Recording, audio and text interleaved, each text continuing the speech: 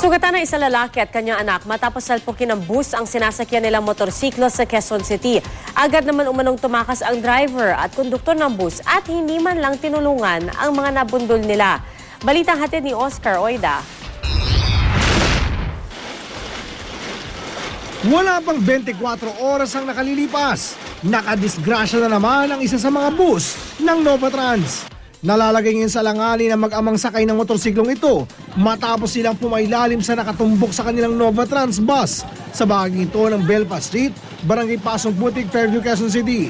Sa managkalat na dugo, maging sa pagkakaposisyon ng motorsiklo, di may pagkakailang maluba ang dalawang biktima. Tumilapon yung isang batang medyo mataas, tumilapon, di basag dito, basag.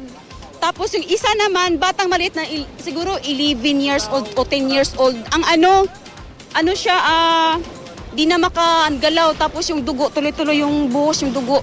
Maraming dugo ang Tapos hindi magalaw yung isang paa niya.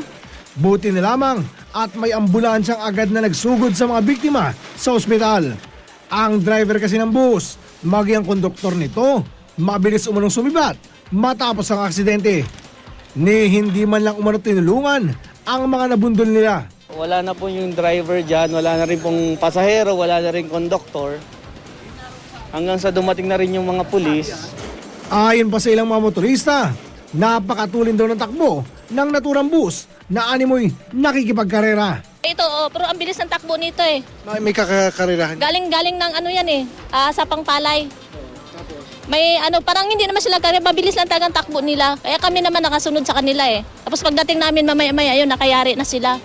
Kalaunan, sumuko rin ang driver ng bus sa istasyon ng pulis at sinabing natakot lang umano siya, kaya siya sumibat. Oscar Oida, GMA News.